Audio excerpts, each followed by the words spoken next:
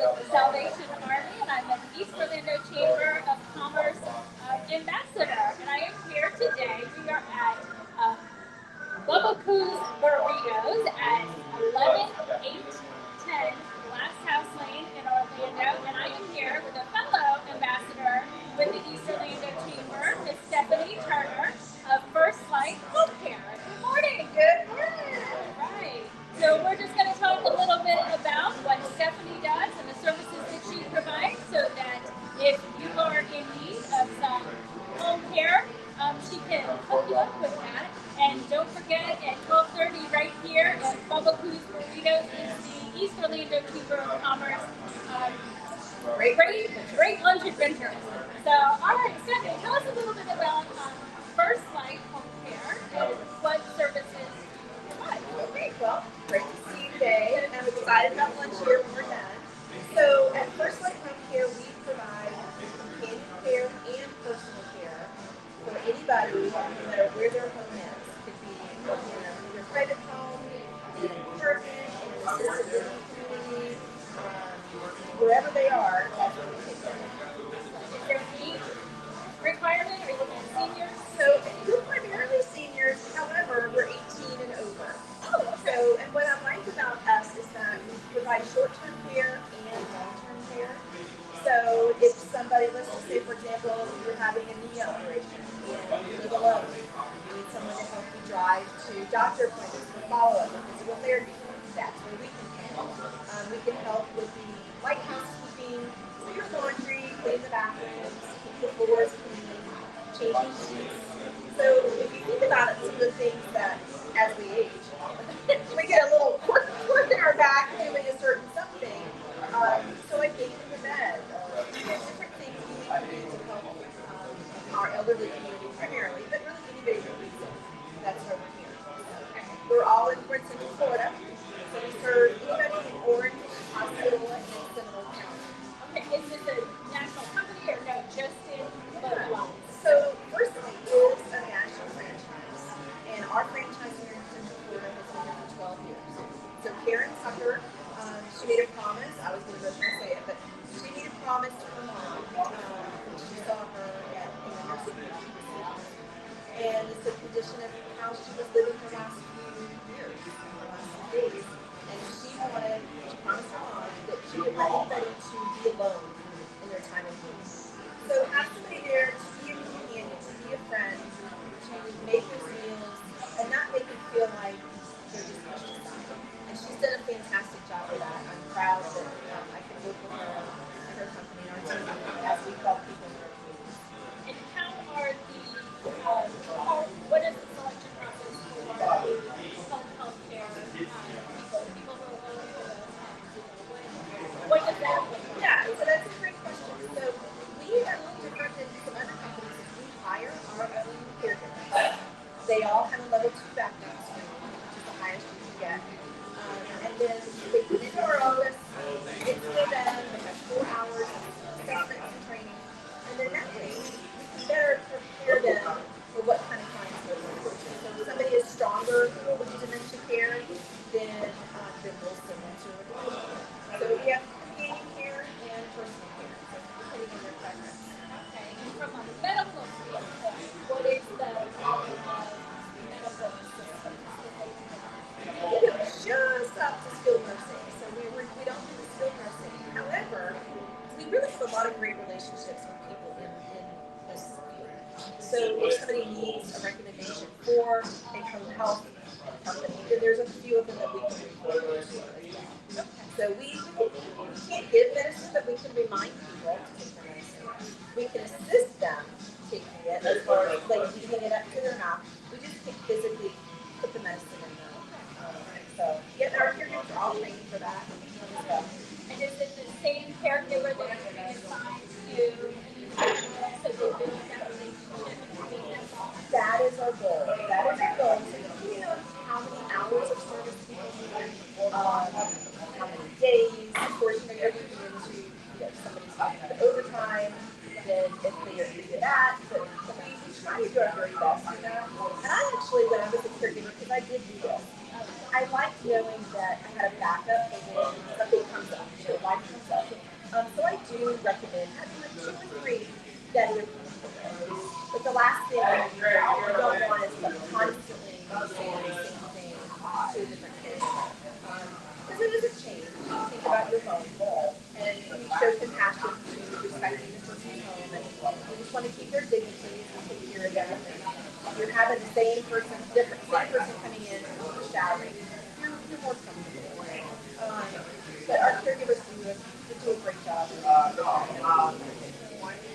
How if a family member is out of state, can they contact you to take care of a family member that's here in your territory that would need some level of assistance? That's a great question because I get calls like that all the time. So they can just call our office.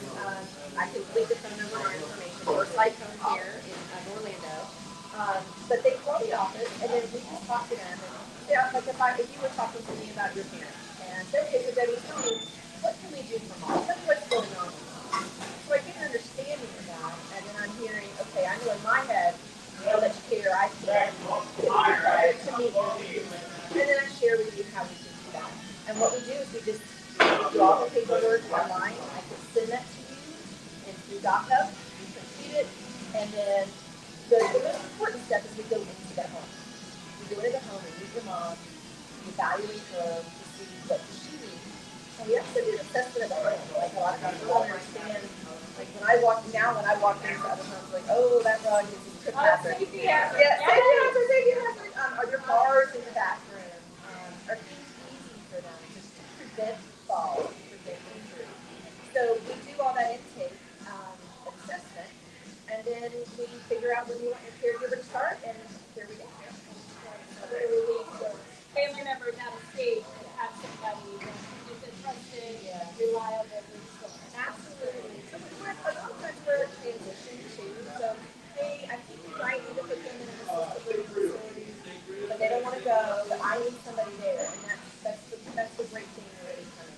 It's really great kind of segue into what is for a lot of people that whether because of a physical ailment, mental, that there's so many different layers to there's so many different layers to understanding, the face of mental health and the family has to be ready for it, not just the individual. I'm sure that's probably something Absolutely. So we had a client, she was actually in the living and decided she wouldn't be home. So they brought her back to her home and she's our 24/7. So we do offer 24/7 care. And she's on the and the daughter has been amazing.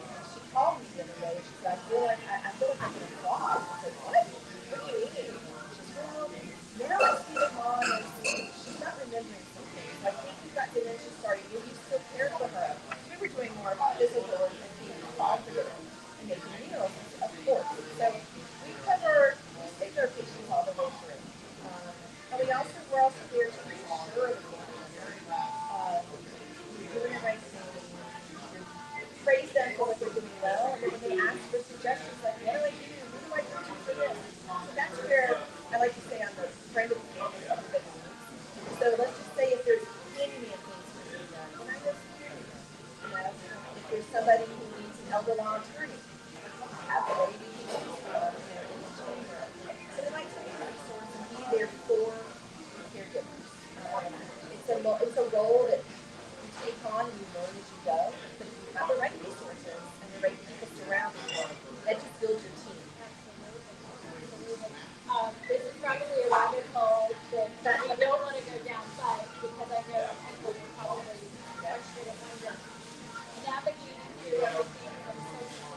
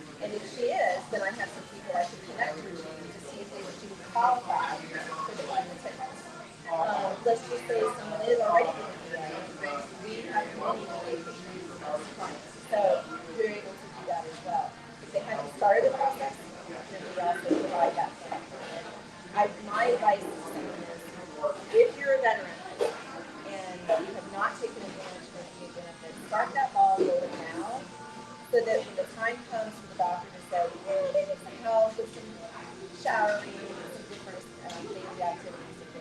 So, And those VA benefits cover services yes. that you provide.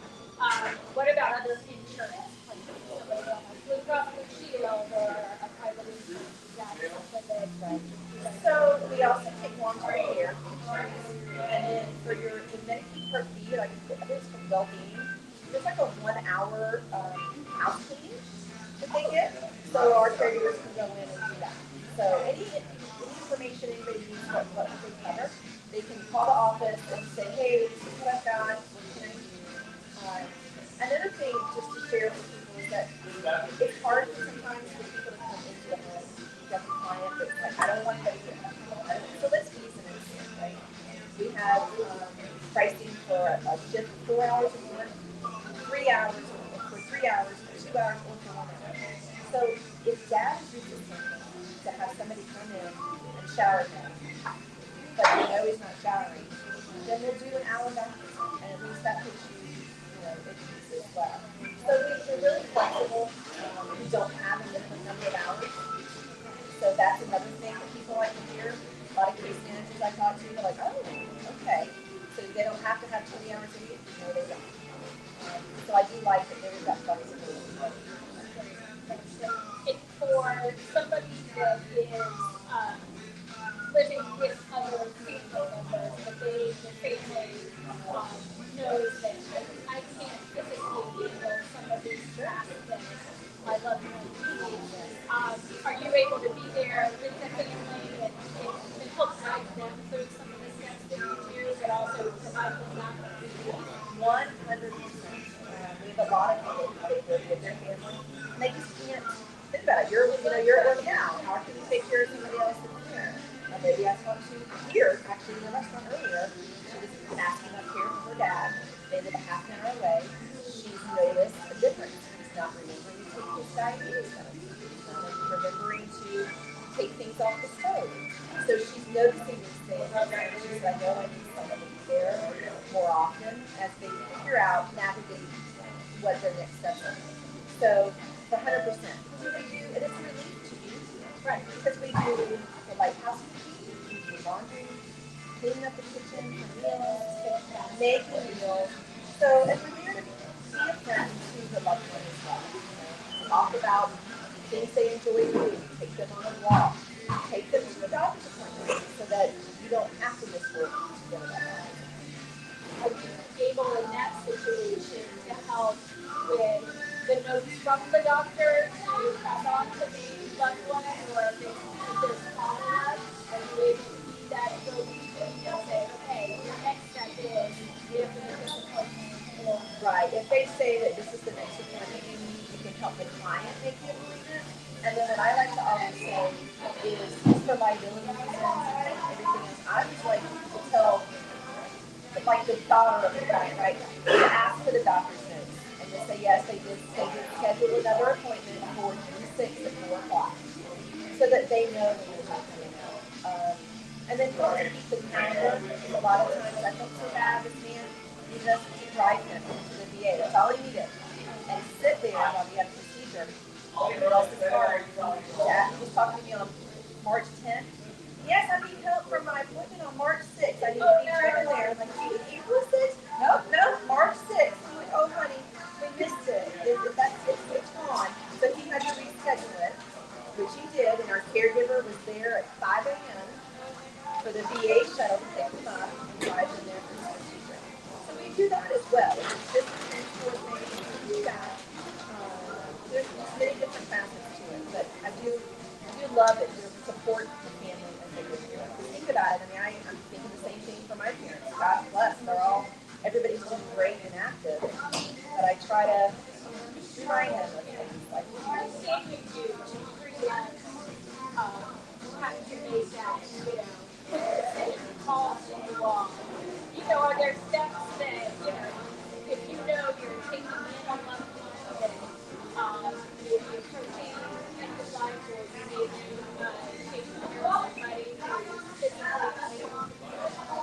Are there steps that you think I can take before it gets to you're making a rush decision? Is it you know, one of those things to be aware of, just so people watching us, um, you know, they come encounter these kind of different family members. Because one of those things you can be looking for, not be intrusive and asking Yeah. people flat out. Sure. Maybe one of those some of those times. Yeah. So when you go to visit, especially over the holidays, when you've gone to visit, you notice that mom is more forgetful.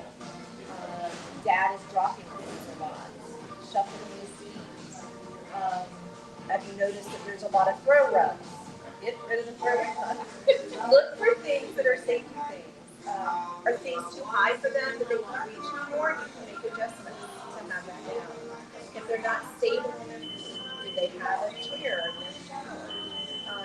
And I'm happy to always consult. Like if he calls and hey, I need to, it's time. How do we go about this? And then we can talk about that. And then even just today, I learned of a service that will move down, drive down your relatives. So it was the most amazing thing. So, Like an Uber? it is, but it is crazy. So it's a beautiful van, has TV, everything in there, and they go up and they get mom, and she comes back in style. You're not able to make that trip with them. It was very fascinating. I didn't know that was a thing. Yeah, because navigating an airplane these days Yes. isn't easy for any of us. So I can imagine trying to get an elderly couple or somebody who's how it could be. So that, again, you're connecting on the resources For sure. For For sure, yeah. And just to give them grace. It'll be okay. Just to kind of pause and think, okay, what's the most important thing first is making sure that mom, dad, aunt, uncle, whoever, that they're safe and they're happy. To maintain their dignity. And there's tips and different things that you can do. If you find yourself exhausted from thinking about it and taking care of somebody, and that's a big sign that it's time to get some help. It doesn't have to be every day. You'd be surprised one day a week that was good. So to relieve, like, let's see if my mom was taking care of my dad. If I could give her one day, she could leave in the house, go out shopping, to their friends, get her nails done, and then come home. She's going to be so much more reachable. So there's so many different situations. So I think it's important that we say this isn't in place of the loved ones. It's an enhancement and a reinforcement so that the loved ones' lives are negatively impacted. So looking at that, it's negative. Think about it. You don't want to spend all your time doing the laundry, cleaning up, doing this, running here, running there. You want to be with them, right? And enjoy this time. And it's just like when you're a kid. And, or, you know, you're the parent of a little kid, and you're always, okay, then you're ready to do that. Yeah. So then when dad comes in, whoever comes in, the fun one, right? Hey, I'm going to get ice cream. Right, ever ask us to get ice cream. You don't want your parent to be seeing you as they always want me to do this and that. So just to keep that relationship positive and good memories. Are you, one of the things that Generous Foundation we have low-income subsidized housing with 319 senior residents living on our property. We will often bring up homelessness. That, you know, First Light is willing to go to various organizations and other groups like that to participate in wellness fairs. Even if there's, you know, we go to the open enrollment, right? Like we learn about all the things you guys have, find out what nobody has everything like that. That's something we will be looking at as a, to kind of go along with your own personal long-term care. So opening yourself up to I'm so glad you brought that up. You know, Debbie and I know each other, and she knows I love to do events. And this is a whole new thing, right, for people. So I want to educate. The resources that are out there, and not just mine. And if somebody chooses to not use our company, then I know other companies that I can refer them to. They need somebody to help them move. They've got somebody to help them move. So just be kind of educated on being a resource in any area. It could even be a lunch at a physical therapist, right? For your patients. It could be a lunch for mom's group. that have not only their young kids, but they have mom and dad in there. Right. Right. Exactly. So and even catering events, we're very happy to do that. And as well in the assisted living community too. If they're providing under that's another great thing. Because that way, you know, if something you hurt yourself, need a little assistance for a couple minutes, grab your help. I wish my Yeah. Gonna need a little bit of help. That's right. That's right. Yeah, just what you want to do is fall and re-hurt something you just got fixed, or hurt something different because you were trying to do it. I thought that I mentioned with her dignity earlier. I think that's such a key word. Sometimes we don't always think about our actions or about getting this done, getting our loved one into a safe place. But are we doing so in a manner that is going to be receptive by that family? I love the transition of you can still be in your own home and come to that realization of what your needs are.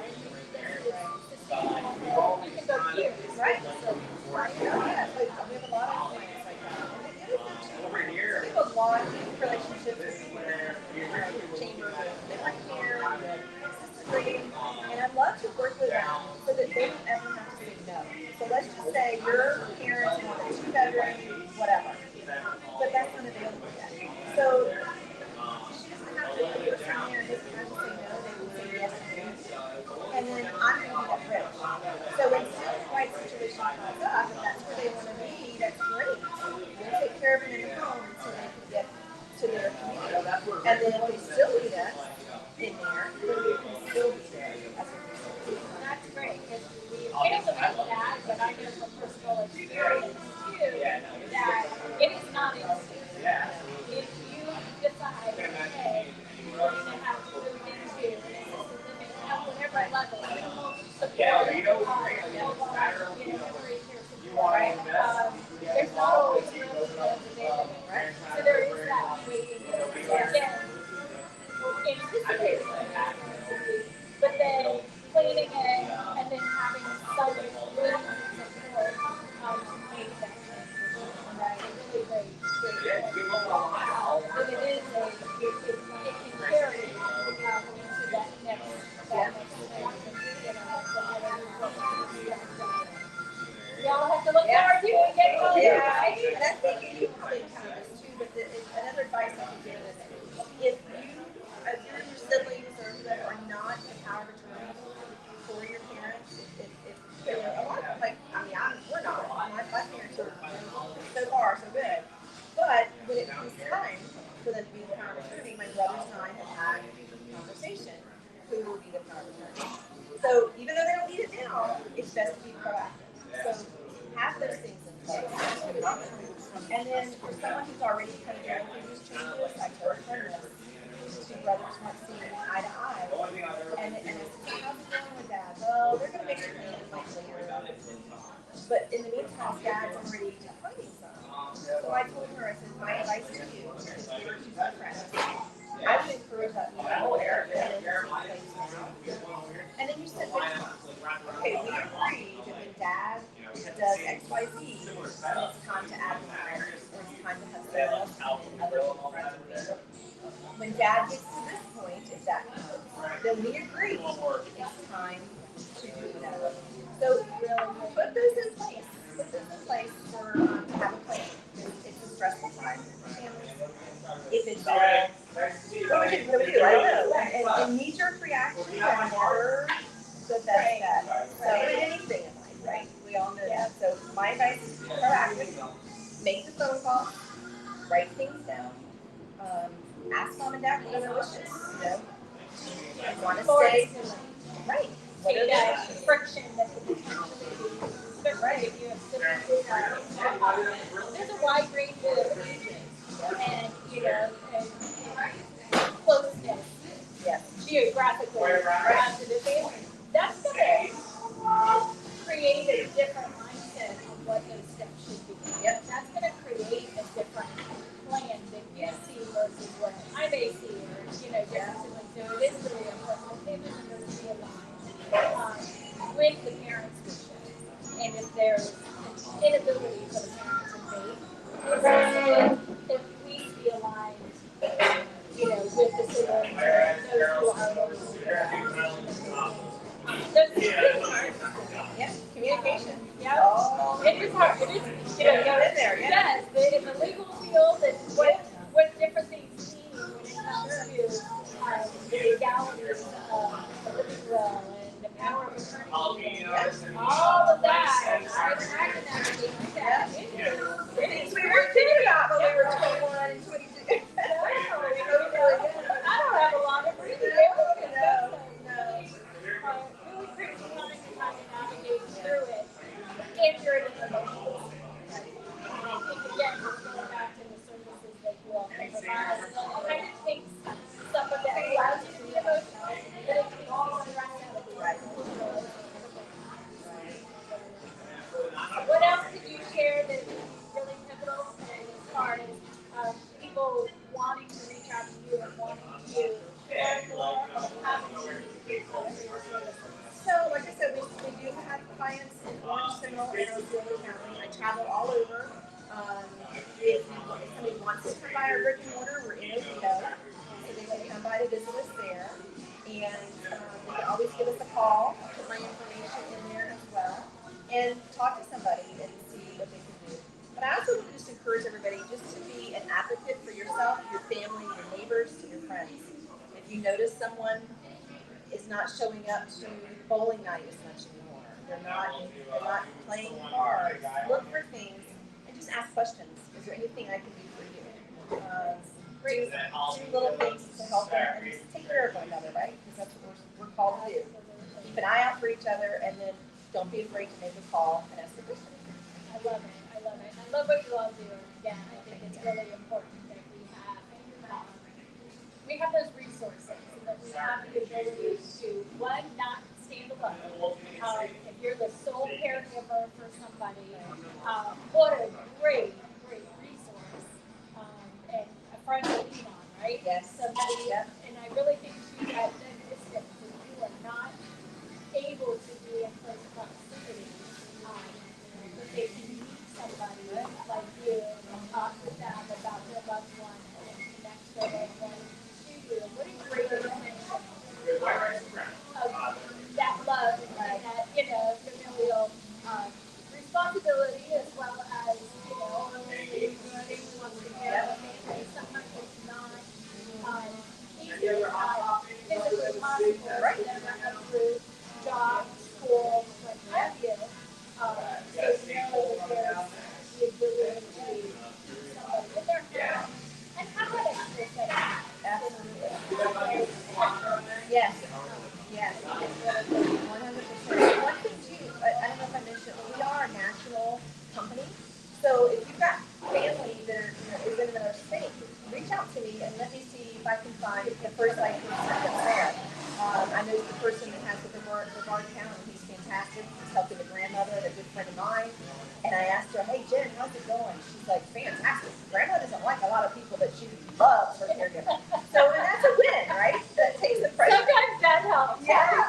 Not, Yes. biased or not want to get a person in there and try to help mediate. Yes. Without really I mediating. know. Jen's mom is happier, and Jen's happier, and grandma's happier, everybody's happier. So I'd love to be able to help people connect people. I love it. Well, thank you so much. Yeah, thank you all for joining us. Thank you, Stephanie. Absolutely. First Thank Light you. Healthcare. We're so excited to have you here talking. Give me a call. I'm here.